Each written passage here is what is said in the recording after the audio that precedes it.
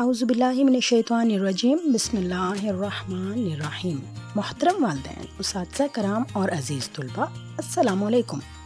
آج ہم اکیڈمک اردو جماعت چہارم کی کتاب کے صفحہ نمبر 15 پر مشق کا پہلا سوال ہے، سبق کے مطابق درج ذیل سوالات کے جوابات لکھیں۔ نمبر 1 ہے، قرارداد پاکستان کب منظور ہوئی؟ اس کا جواب ہے 23 مارچ 1940 کو۔ دوسرا سوال ہے، 23 مارچ کو کون سا تہوار منایا جاتا ہے؟ اس کا جواب ہے 23 مارچ کو یوم پاکستان منایا جاتا ہے۔ سوال نمبر 3 ہے، مذہبی تہوار کون کون سے ہیں؟ اس کا جواب ہے مذہبی تہوار عید الفطر اور عید الاضحیٰ ہے۔ نمبر 4 ہے، قرارداد کسے کہتے ہیں؟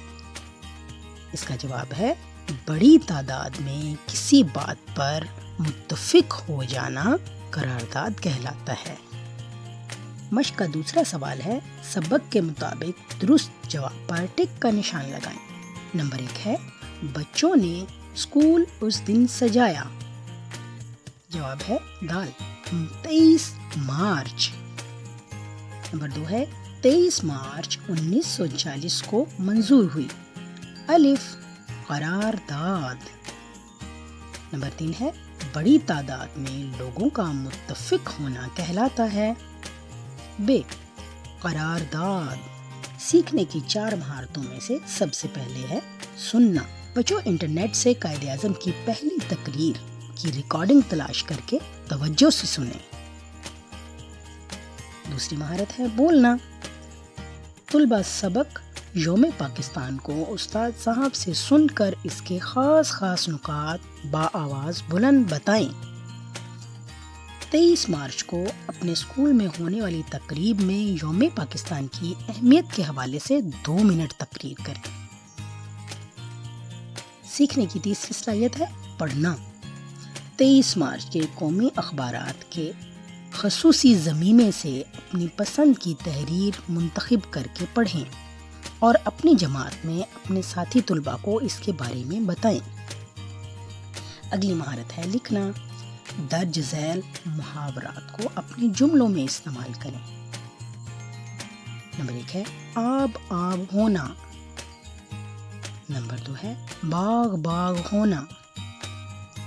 نمبر 3 ہے، چادر تان کر سونا۔ نمبر 5 ہے، رفو چکر ہونا۔ مشق کا اگلا صفحہ ہے صفحہ نمبر 16۔ اس میں ہم دیکھیں گے کہ بچوں آپ نے سبق کے خاص نکات تحریر کرنے ہیں اور اسکول میں قرارداد پاکستان کے سلسلے میں جلسے کی روداد 10 جملوں میں لکھیں۔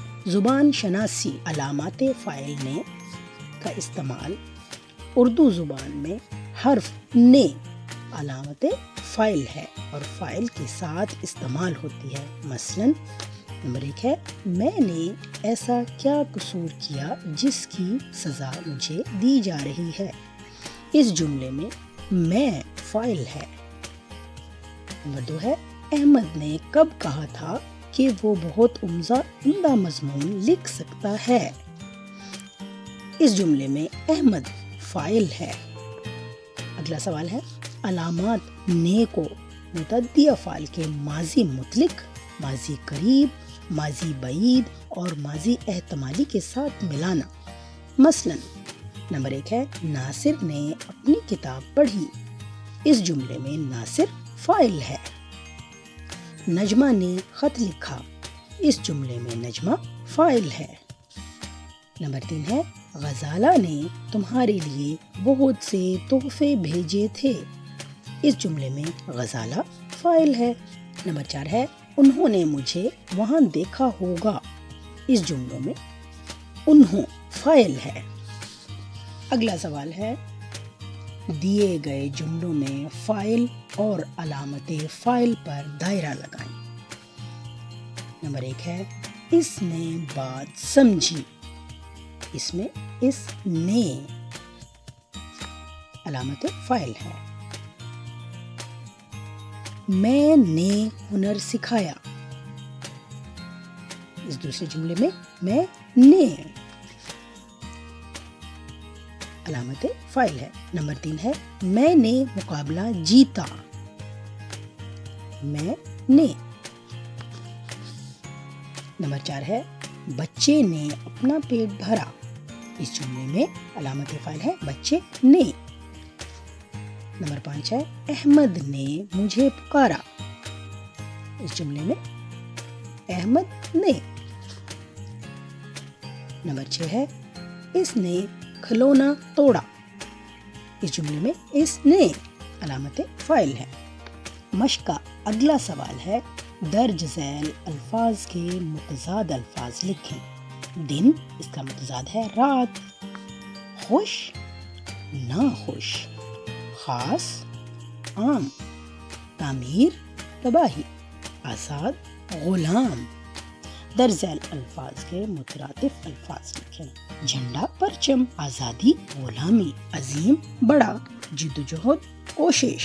درج ذیل الفاظ الف بائی ترتیب میں لکھیں۔ نسبت، استاد، جھنڈی، خوش، واقعات، محنت۔ بچوں الف بائی ترتیب ہے، جس طریقے سے الف پہلے، بے اس کے بعد، پے اس کے بعد، اسی طریقے سے یہ تک ترتیب کو الف بائی ترتیب کہتے ہیں۔